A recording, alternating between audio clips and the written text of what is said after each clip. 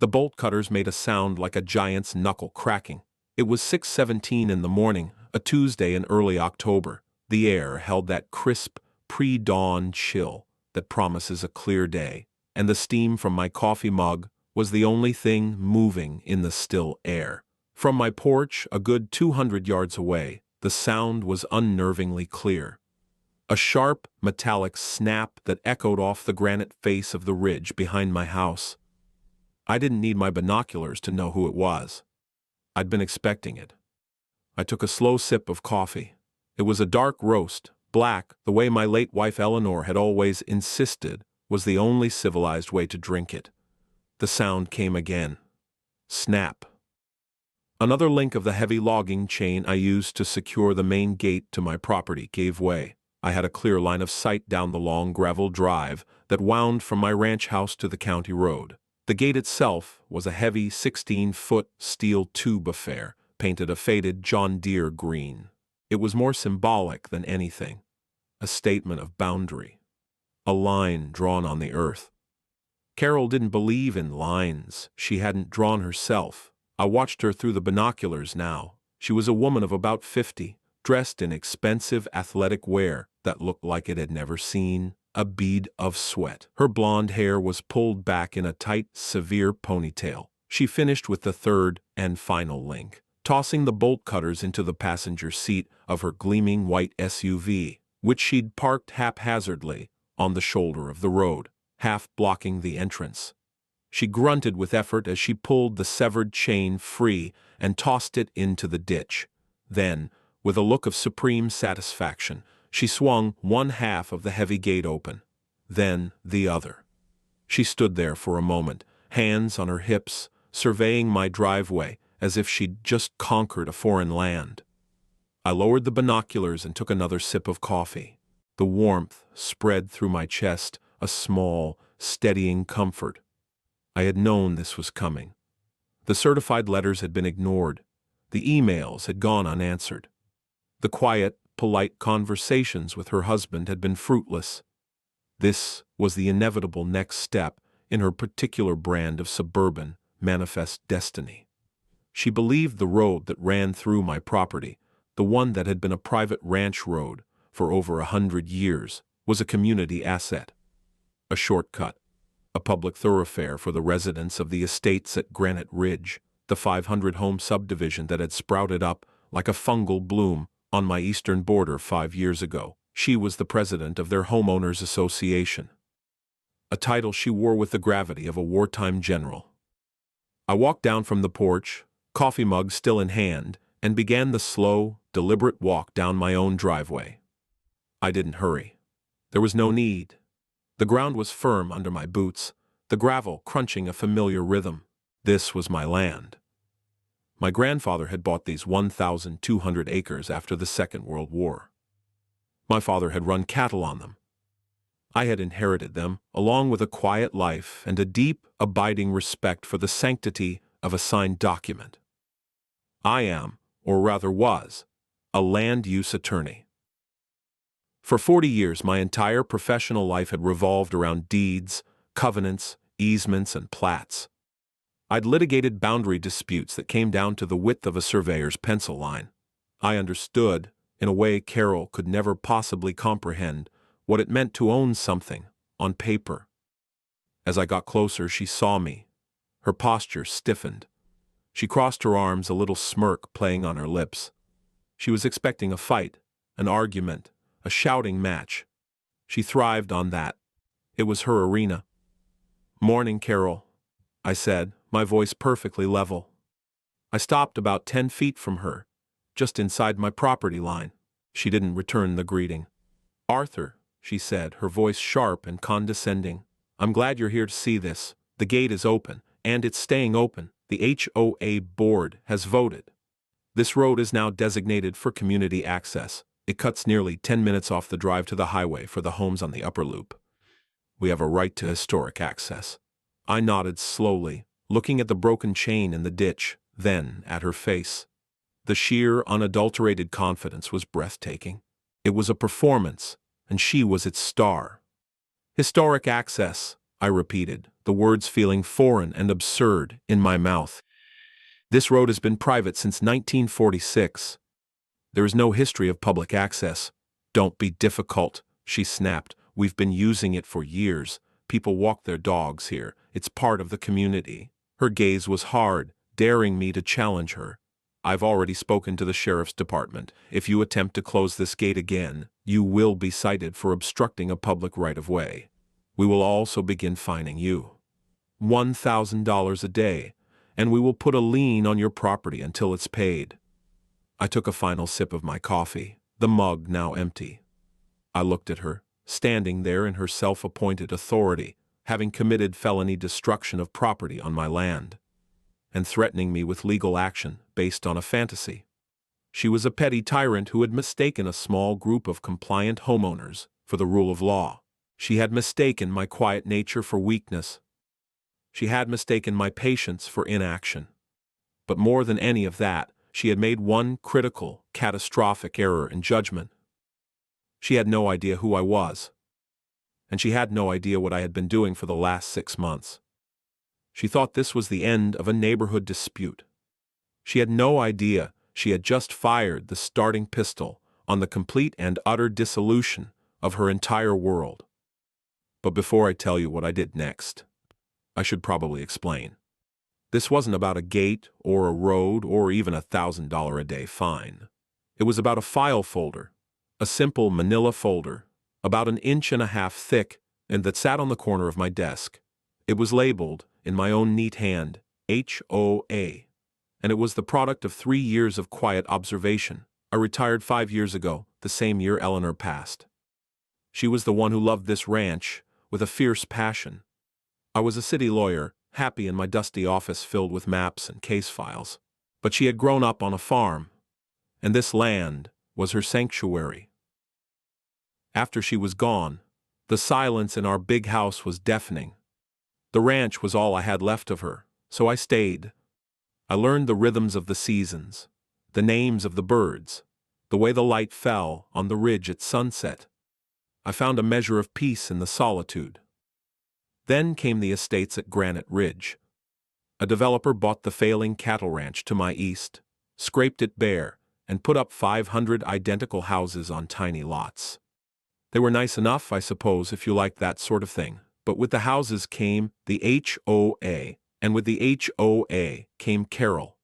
She had been on the initial board, appointed by the developer. When the community was turned over to the homeowners, she ran for president and won in a landslide. She was charismatic, energetic, and promised to protect property values. What that meant in practice was a reign of terror over trivialities. She measured the height of people's grass with a ruler. She dictated the approved shades of beige for front doors. She fined a family $200 because their son's basketball hoop was, in her opinion, aesthetically displeasing. From my vantage point on the ranch, I was an observer. My property was never part of the development. It was a separate, pre-existing parcel, a massive island of old-world acreage lapped at by a sea of modern suburbia. On paper, the HOA had no jurisdiction over me whatsoever. My deed was ironclad, dating back decades before the HOA was even a glimmer in a developer's eye. The HOA's own governing documents, their covenants, conditions, and restrictions, or CC&Rs, had a plat map recorded with the county, that clearly and unequivocally showed my 1,200 acres outlined and marked, not apart. I knew this because the day the first welcome packet from the HOA arrived in my mailbox, I drove to the county records office and pulled the originals. I made certified copies. This was instinct. 40 years of legal practice teaches you one thing: get the documents. Always get the documents. The welcome packet contained a friendly letter from Carol, introducing the HOA and its rules, and a bill. A bill for the annual dues. I paid it. I knew I didn't have to. I knew it was a mistake on their part, a clerical error from a mailing list that had simply scraped all addresses in the zip code. But I paid it, and I kept the canceled check. I kept the receipt. I started the folder. For the first year, I just watched. I'd hear stories from the few neighbors I was friendly with. Mr. Henderson, a retired history teacher in his late 70s, lived in one of the houses that bordered my property. He told me about the fines, the constant stream of violation notices. His wife had planted roses that were not on the approved list of flora.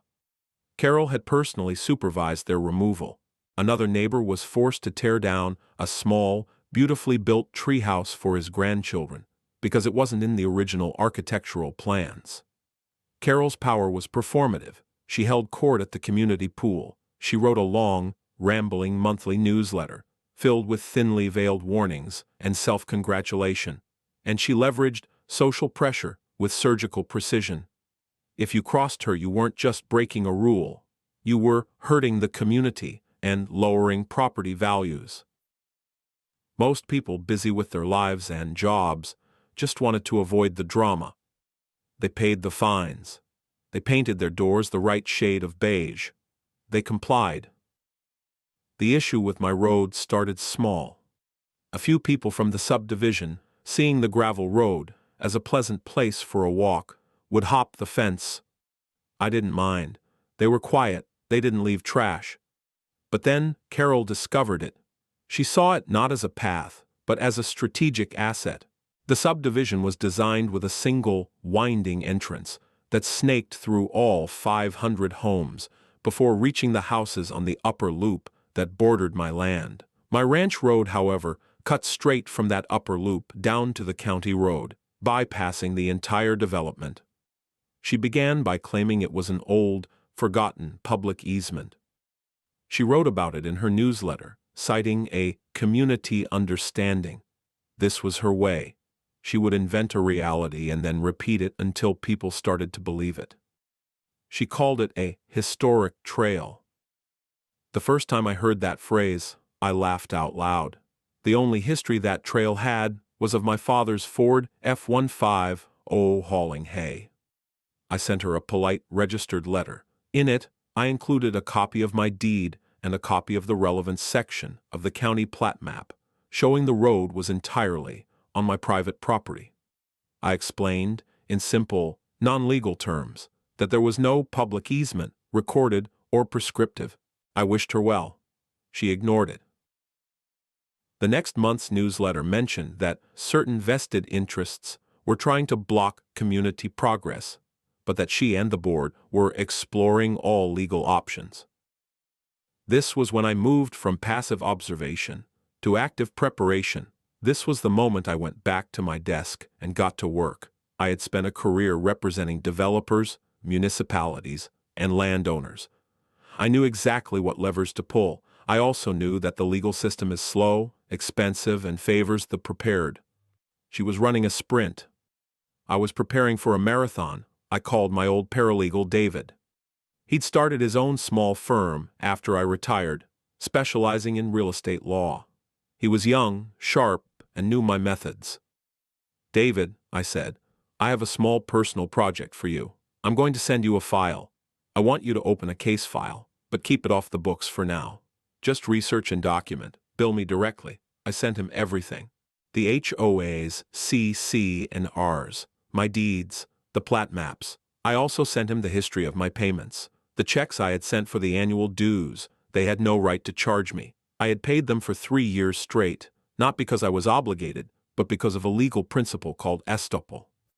By accepting my money, by cashing my checks, and sending me receipts for dues, they were, on paper, treating me as a member of the HOA. And if I was a member, I had rights.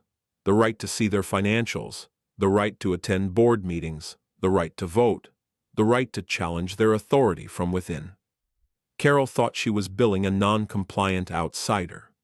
On paper, she was creating a hostile member with full standing. She had no idea. David dug in. He spent a week combing through the county and state records, and he found the bombshell. It was better than I could have ever hoped. When the developer created the estates at Granite Ridge, they had to file articles of incorporation with the state to form the HOA as a non-profit corporation. Standard procedure, but the developer was a large, national company. They used a boilerplate set of documents, and in that boilerplate, under Article 7, Section 3, was a clause they had apparently forgotten to remove. It was a clause designed to protect the developer from their own HOA during the build-out phase. It stated that any pre-existing adjacent parcel of land over 500 acres was not only exempt from the HOA's jurisdiction, but that the owner of said parcel had veto power over any proposed change to community infrastructure that could materially affect the value, access, or quiet enjoyment of their property.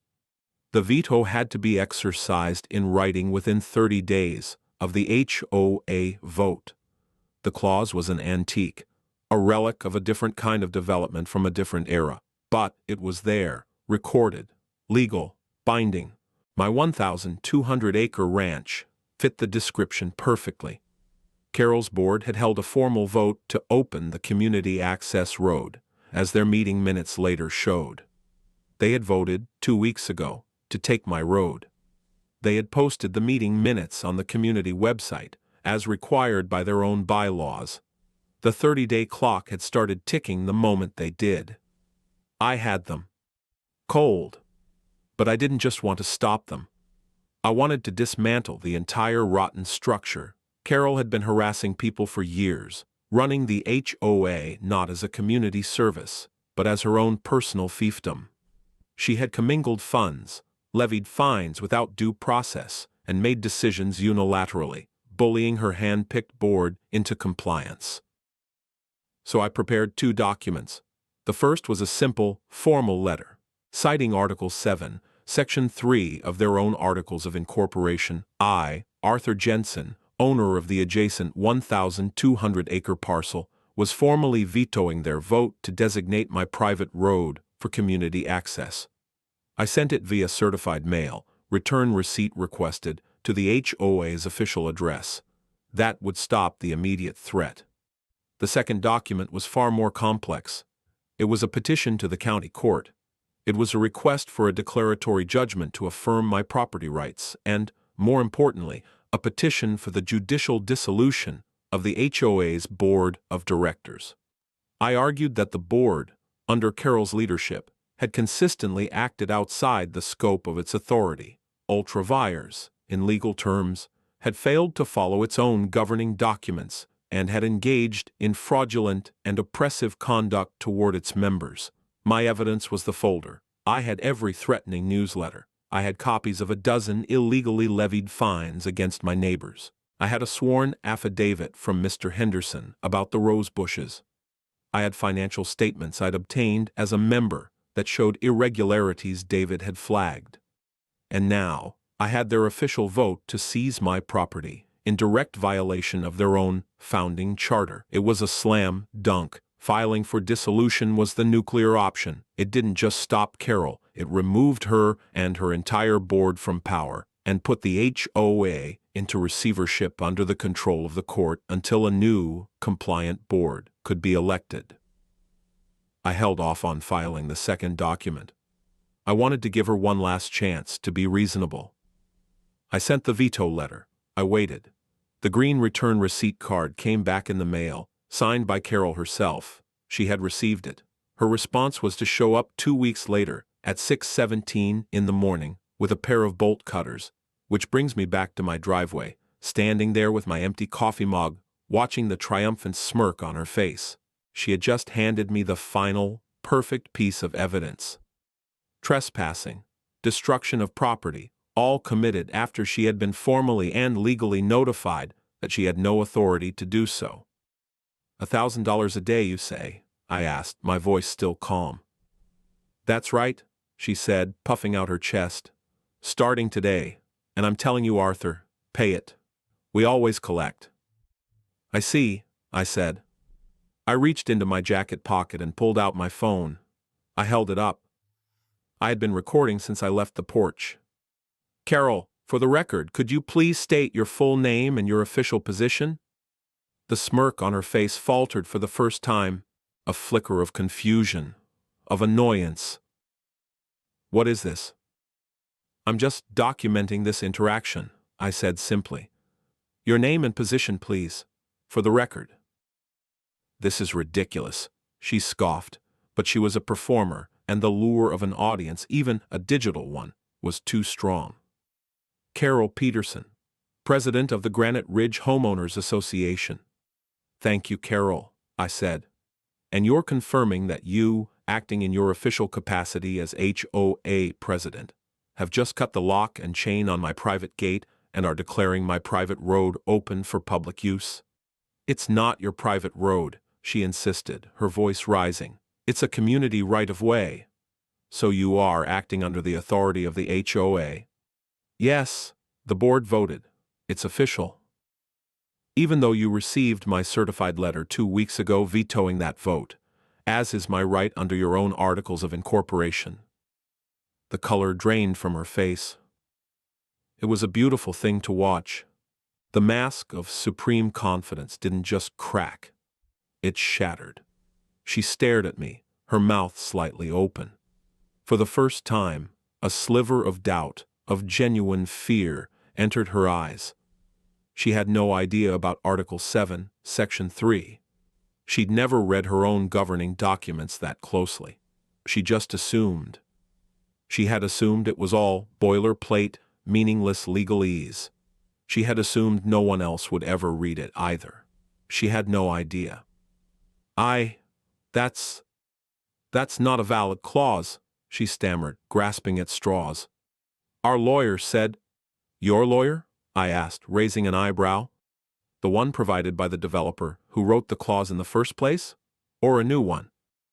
Did you show him the articles of incorporation? Or did you just tell him what you wanted to hear? She was silent. Her mind was clearly racing, trying to find an escape hatch from the box I had just sealed her in. You are on my property, I said, my voice hardening just of reaction. You have destroyed my property. You have done so after being legally notified that you have no authority here. I'm now asking you to leave. Close the gate behind you. Her fear was quickly replaced by rage. It was her last line of defense. You can't talk to me like that. I am the president. I'm calling the sheriff. She snatched her own phone from a pocket on her leggings and stabbed at the screen. Please do, I said, and I meant it. I'd very much like for them to take a report. The arrival of the sheriff's deputy was, in its own way, another perfectly orchestrated scene in Carol's ongoing drama. She had had about 20 minutes to prepare, the time it took for a patrol car to make its way out to our rural corner of the county. She used the time to compose herself and arrange the stage.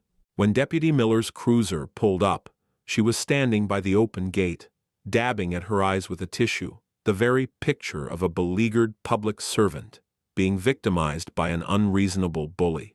Deputy Miller was young, probably not yet 30, with a crisp uniform and a calm, professional demeanor that I immediately appreciated. He stepped out of his car, his eyes taking in the scene. The white SUV parked askew, the open gate, the cut chain in the ditch, Carol's performance, and me, standing silently with my hands in my pockets. Ma'am, sir, he said, his voice neutral. Got a call about a disturbance. Carol launched into her monologue before he'd even finished the question. Oh, thank you for coming, officer, she began, her voice trembling with practiced indignation. This man, Arthur Jensen, is illegally blocking a public access road. The community needs this road. He's been threatening me, he's been belligerent. I was just trying to ensure access for our residents, and he came out here shouting. I was in fear for my safety. I remained silent. I let her talk. I've been in enough depositions to know that the more someone talks, the more rope they give you. She was weaving a narrative of harassment and public service, casting herself as the hero. Deputy Miller listened patiently, his expression unreadable. His gaze flickered to the heavy bolt cutters clearly visible on the passenger seat of her SUV. He didn't comment on them, not yet. When she finally wound down, pausing for breath, Miller turned to me. Sir, your side of the story. Good morning, Deputy, I said calmly. I made a point of using his title. Cops appreciate respect for the uniform. My name is Arthur Jensen. This is my property. That is my gate. This morning at approximately 6:17 a.m., that woman, Carol Peterson, used a pair of bolt cutters. I gestured to her car. To destroy the chain and lock on my gate. I came down to see what was happening, and she informed me she was seizing my private road for public use on behalf of the HOA she represents. She then threatened to fine me $1,000 a day if I resecured my property. I informed her she was trespassing and asked her to leave. She refused and called you. Everything I have just said, and the entire interaction before your arrival, has been recorded. I held up my phone briefly. Miller's eyes narrowed slightly. He looked from me to Carol. Her face was a mask of outrage. That's a lie. He's twisting everything. The deputy held up a hand. Ma'am, please let me handle this. He turned back to me. Sir, you claim this is your private property. Do you have proof of that? I do, I said. But I assume you don't want to stand out here and read through a property deed from 1946. Your vehicle's computer has access to the county's GIS mapping system, correct? Yes, it does. My property is parcel number 73-4B. The estates at Granite Ridge subdivision is parcel 73-5. If you pull up the official county plat map, you will see that my parcel is distinct and that this road is located entirely within the boundaries of my parcel, several hundred feet from the subdivision's property line. Miller nodded, a flicker of something, respect maybe, in his eyes. He was used to dealing with shouting matches and vague claims. He was not used to dealing with parcel numbers and references to GIS data. He walked back to his cruiser, leaned inside for a minute, and I could see him typing on his laptop. Carol watched him go, a new kind of anxiety creeping into her posture. Her story relied on bluster and authority. My story relied on verifiable facts. She was beginning to understand that in this arena, facts were the stronger currency. He's not going to believe you, she hissed at me under her breath. I'm an elected official. You're just some old man. I just looked at her. I didn't need to say anything. The truth had its own weight. After a few minutes, Deputy Miller walked back over. His face was still neutral, but his tone had shifted. He addressed me first. Sir, you are correct. The county map shows this road is on your parcel. It is legally private property. He then turned to Carol, and now his voice was a little colder. Ma'am, you are on private property, and it appears you have admitted to destroying a lock and chain to gain access. That is, at minimum, criminal mischief and trespassing. The blood drained from Carol's face. But the HOA, we have a right. It's a community easement. According to the county, no such easement exists, Miller said flatly.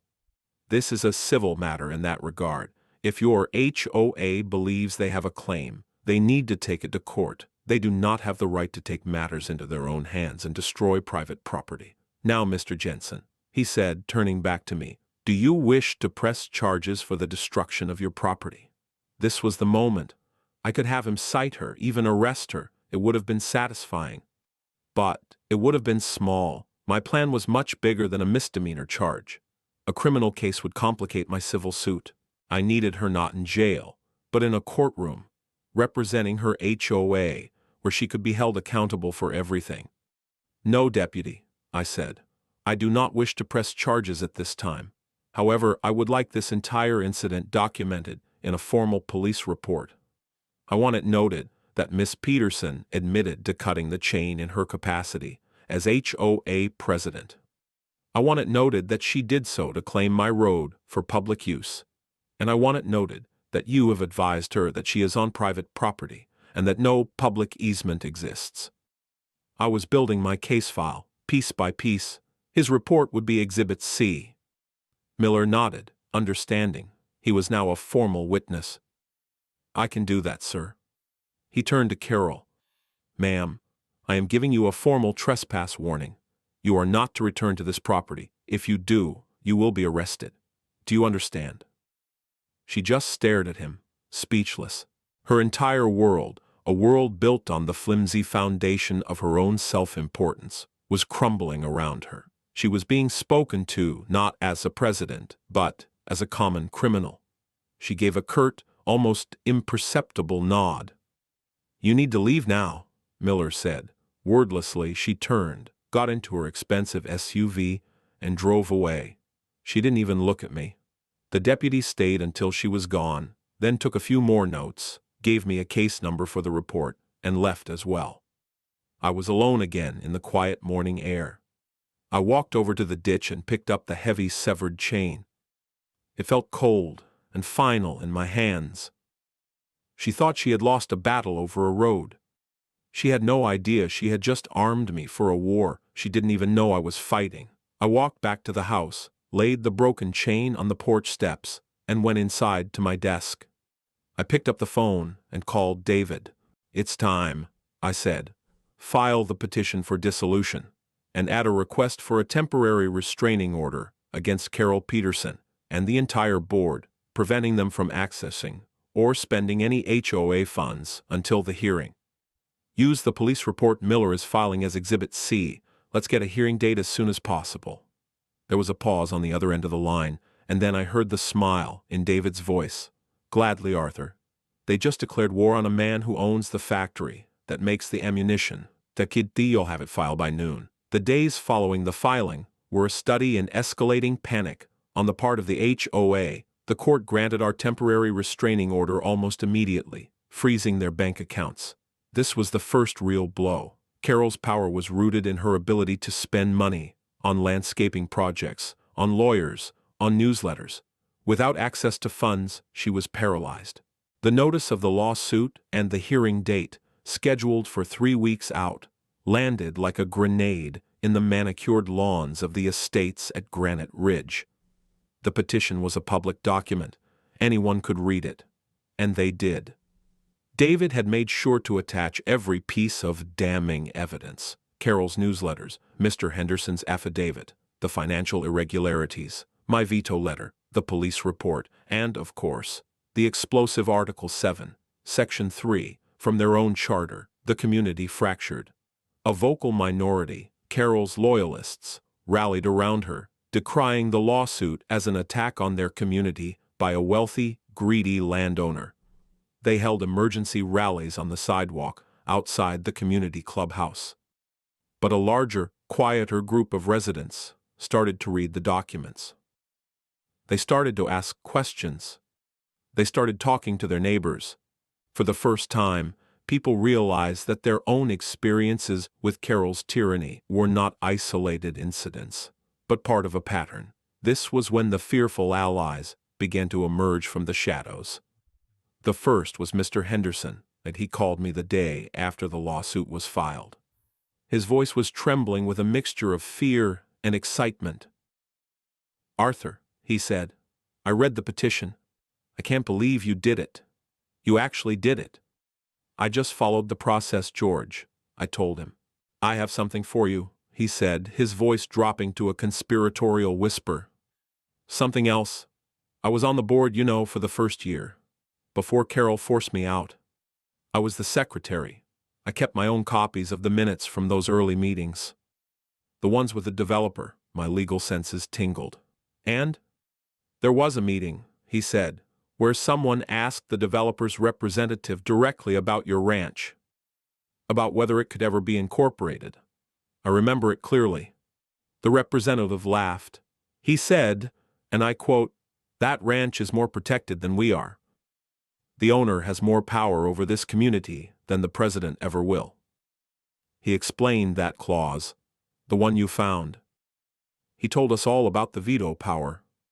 Carol was there. She was sitting right next to me. She heard every word. I sat up straighter in my chair. This changed everything.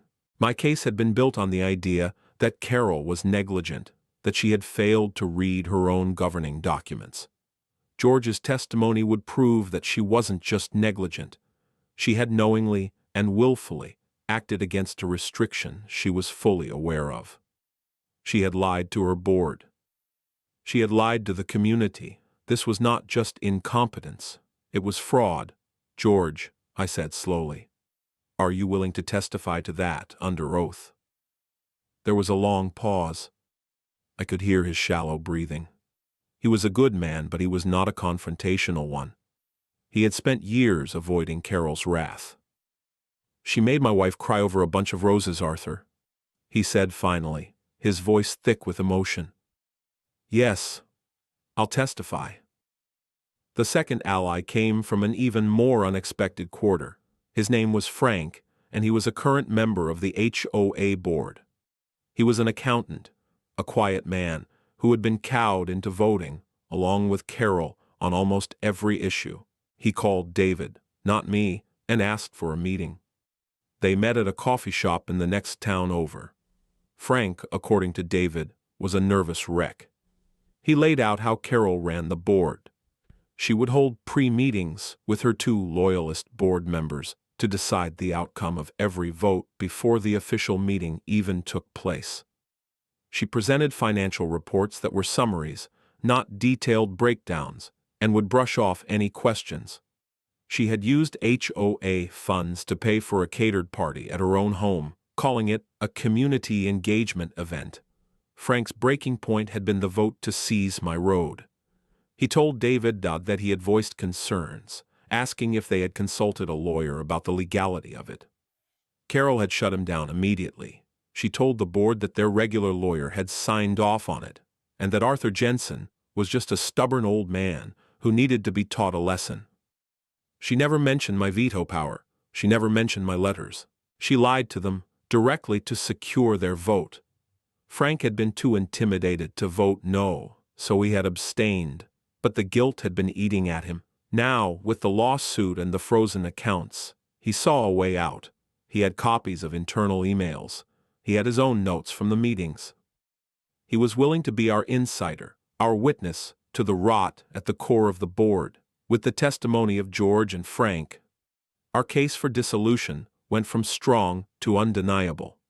We weren't just arguing that the board was incompetent. We were proving it was corrupt and fraudulent. Carol, meanwhile, was making her final, desperate move.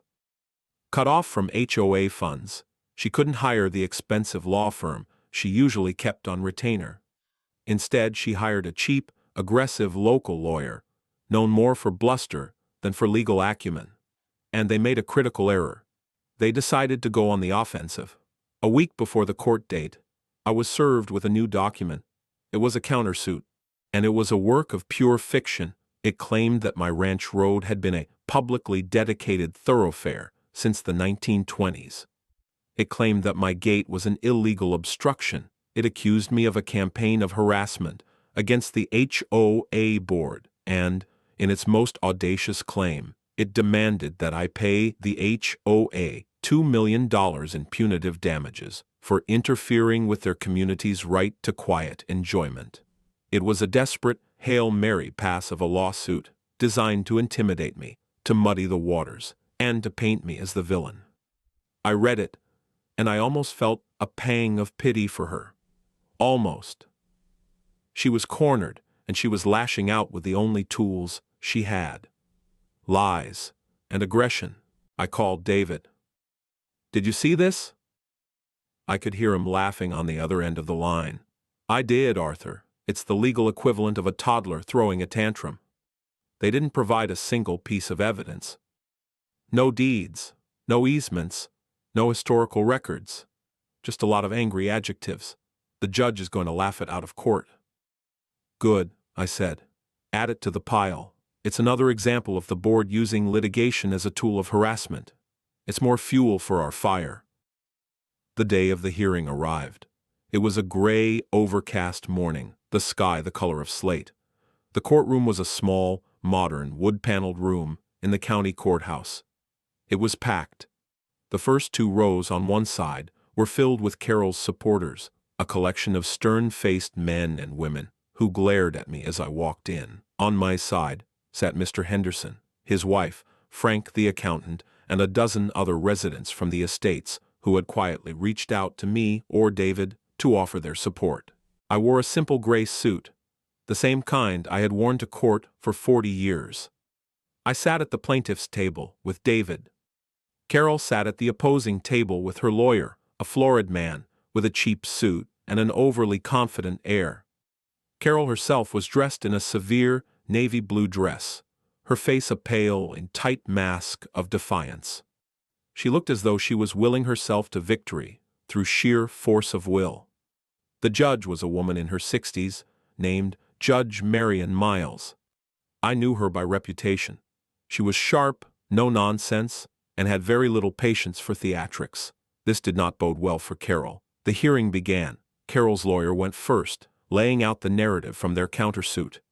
He was loud and performative, waving his arms and talking about community rights and the tyranny of the wealthy. He portrayed Carol as a selfless public servant, a soccer mom who had stepped up to protect her neighbors, only to be attacked by a reclusive millionaire.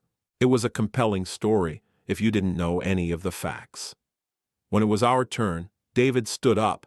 He was the opposite of Carol's lawyer. He was calm, quiet, and methodical. He didn't raise his voice. He didn't use inflammatory language. He simply started laying out the facts, one by one, like he was stacking bricks. Your Honor, he began, this is not a case about community rights. It is a case about corporate governance and the rule of law. The Granite Ridge Homeowners Association is a non-profit corporation bound by the laws of this state and by its own founding documents. We are here today to prove that the board of that corporation, led by its president, Carol Peterson, has repeatedly and knowingly acted outside of its legal authority, has financially mismanaged the organization, and has engaged in a pattern of oppressive conduct against its members. He started with the simplest piece of evidence. He placed a large foam core-mounted map on an easel. It was the official county plat map. Your Honor, this is Exhibit A. As you can see, the plaintiff's property, the Jensen Ranch, is clearly, unambiguously, outside the boundaries of the development and the HOA's jurisdiction. The road in question is entirely within the plaintiff's property. He then moved to the Articles of Incorporation. Exhibit B, Your Honor, the HOA's own charter. I direct your attention to Article 7, Section 3. He read the clause aloud, the one giving me veto power. And this, Your Honor, is Exhibit C, the certified mail receipt for a letter sent by my client to Miss Peterson, exercising that veto power 2 weeks before she took it upon herself to destroy his gate. He went on, the police report, the video from my phone. He put Mr. Henderson on the stand, who calmly and credibly recounted the story of the developers' meeting, where Carol was explicitly told about the veto power clause. His testimony was devastating. It proved she knew. He put Frank on the stand. Frank, looking terrified but resolute, detailed the financial mismanagement and the way Carol had lied to the board to get them to approve the vote on my road.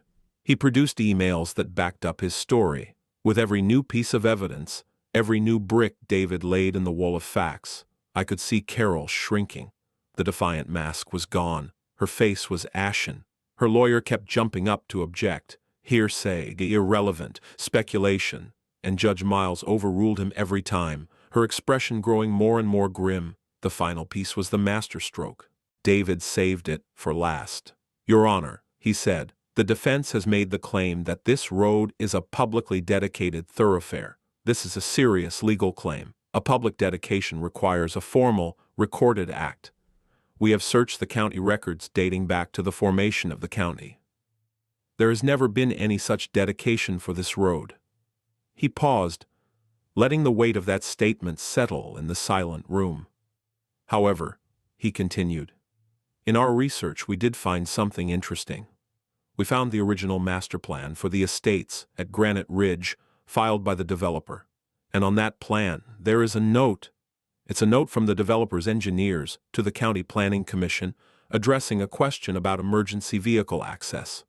He placed a new document on the projector. It was a technical drawing, but a section was highlighted. He read it aloud. Note to County. The adjacent Jensen Ranch Road is private and is not to be considered for public or emergency access to this development under any circumstances. Access to the Granite Ridge Estates is and will remain solely via the main entrance on County Road 12. The room was dead silent. Carol had built her entire case on a fantasy, and David had just produced a document from her own developer, the creator of her community, stating in plain, technical language that her fantasy was a lie, but he wasn't done. And one final thing, Your Honor, David said, his voice dropping slightly. When we started this process, We believed the HOA was simply a poorly run corporation, but the consistent, flagrant disregard for their own documents led us to dig deeper. We pulled the original articles of incorporation filed with the Secretary of State, the ones from the very beginning. He held up a certified copy. According to state law, a non-profit corporation like an HOA must have its articles notarized by a licensed notary, public in good standing at the time of filing. He let that hang in the air. Carol's lawyer looked confused. Carol just looked numb. The notary who stamped and signed the original articles for the Granite Ridge HOA, David said, his voice clear and precise, was a woman named Janice Gable. We ran a check on her commission. Her notary license had been revoked by the state for misconduct 6 months before she notarized these documents. Your Honor, the notarization is fraudulent, which means the articles of incorporation are invalid, which means the Granite Ridge Homeowners Association was never legally formed in the first place. A collective gasp went through the courtroom. It wasn't just a bombshell, it was a tactical nuclear strike. Every fine Carol had ever levied, every lien she had ever filed, every rule she had ever enforced, was done without any legal authority whatsoever. The entire 5-year history of the HOA was a legal fiction. Carol made a small, choking sound. Her lawyer stared at the document as if it were a snake. He had built a defense for a corporation that, it turned out, did not legally exist. Judge Miles leaned forward, her eyes blazing. She looked at Carol's lawyer. "Counselor," she said, her voice dangerously quiet. "Do you have anything at all to rebut this?" The lawyer opened his mouth, then closed it. He shuffled his papers. He looked at Carol, who was staring blankly at the table. "No, Your Honor. We will need to review this." Judge Miles leaned back in her chair. "I don't think you will," she said. "I have heard enough." The verdict was swift and brutal. Judge Miles spoke for 10 minutes, her voice a whip cracking through the silent courtroom. She granted our petition for a declaratory judgment, affirming that my property was private and that the HOA, even if it had been a legal entity, had no jurisdiction. She dismissed their countersuit with prejudice, meaning they could never file it again, calling it frivolous, malicious, and an abuse of the judicial process. But she didn't stop there. Based on the evidence of the invalid incorporation, she declared the Granite Ridge Homeowners Association null and void, ab initio, from the beginning. It had never existed. She appointed a receiver, a neutral attorney, to take control of all the HOA's bank accounts and assets. His first job, she ordered, was to conduct a full audit and then issue a full refund of every fine and every due ever collected by the fraudulent board. That was 5 years of revenue. It was millions of dollars. Then she turned her attention directly to Carol. She looked down from the bench, not as a judge to a defendant, but as a woman who had seen too much. "Miss Peterson," she said, her voice dripping with ice, "your actions as presented here today are not just incompetent. They are a showcase of breathtaking arrogance and willful deceit. You have terrorized your neighbors, you have abused a position you never legally held, and you have lied to your own board, to law enforcement, and to this court. You have wasted this court's time and the plaintiff's money." She ordered Carol to personally, not from the now defunct HOA funds, reimburse me for all of my legal fees. The total came to just over $47,000. And then, the final blow. Furthermore, Judge Miles said, her eyes fixed on Carol, based on the testimony of Mr. Henderson and Mr. Frank, and the evidence of the fraudulent notarization on a state document, I am referring this entire matter to the District Attorney's Office for investigation into potential criminal charges, including perjury, wire fraud, and the filing of a false instrument. Carol let out a sound, a wounded exhalation of air, and slumped in her chair. Her face, which had been a mask of defiance, then shock, was now utterly blank. The mask was gone. The performer was gone. All that was left was a small, defeated woman who had flown too close to the sun on wings of paper and pride and had just been burned to ash. The aftermath was a slow, quiet unwinding. The receiver moved in and took over the HOA's records and bank accounts. The audit revealed what Frank had suspected, and more. Carol had been using the HOA debit card for personal expenses, disguised as community supplies. The district attorney's office did indeed press charges. Faced with a mountain of evidence, Carol took a plea deal. She pled guilty to 1 count of felony fraud. She was sentenced to 5 years of probation, 500 hours of community service, and was ordered to pay full restitution for the funds she had embezzled. The financial blow of repaying my legal fees and the restitution bankrupted her. She and her husband were forced to sell their house, the one with the perfectly manicured lawn and the HOA-approved door, and move away. I never saw her again. The community, free from its tyrant, began to heal. The receiver, following the judge's order, mailed a check to every single homeowner, refunding every dollar they had ever paid to the phantom HOA. For some, like Mr. Henderson, who had paid years of fines for his roses, it was a significant amount of money. It was more than money, though. It was a vindication. It was a declaration that the rules had to be real, that authority had to be legitimate. With the old HOA gone, the residents had a choice: do nothing or form a new, legal, and more reasonable association. They chose the latter. They hired a legitimate lawyer. They drew up new, simple covenants. There were no rules about the color of mailboxes or the height of grass. The new rules covered only the essentials: maintenance of the small park at the entrance and the streetlights. They elected a new board. Mr. Henderson, to his own surprise, was nominated and elected president. He accepted, on the condition that his only duty would be to sign the check for the landscaping once a month. My life returned to its quiet rhythm. The new gate on my road has a new, heavy chain and a new, high-security lock. The only people who have a key are me, the fire department, and the sheriff's department, just in case of a real emergency. The residents of the estates respect the boundary now. They wave when I drive past. Sometimes, a neighbor will leave a basket of homegrown tomatoes or a fresh-baked pie on the gatepost as a thank you. A few weeks after the hearing, Mr. Henderson, George, walked up my driveway. He was carrying a small, framed object. It was the first dollar of his refunded fines. He'd had it framed with a small brass plaque underneath. It read, "The truth is a stubborn thing." We sat on my porch, the same porch where I had watched Carol cut my chain, and we drank coffee. We didn't talk about her, or the lawsuit, or the money. We talked about the weather, about his wife's new rose garden. She had planted dozens of non-approved varieties, and about the history of the land. He looked out over the rolling hills of my ranch, golden in the late afternoon sun. "You know," he said quietly, "Eleanor would be proud of you, Arthur." I felt a familiar ache in my chest, but it was a warm ache, not a hollow one. "She would have hated all the fuss," I said, "but she would have liked the outcome." After he left, I stayed on the porch, watching the light fade. I thought about ownership. Carol had thought she could own a piece of my land through sheer force of will. She thought yelling louder than anyone else made her right. But she never understood. You don't own land, not really. You're just a steward for a little while. What you can own, what you can truly possess, is the integrity of your own actions. You can own a promise kept, a line held, a principle defended.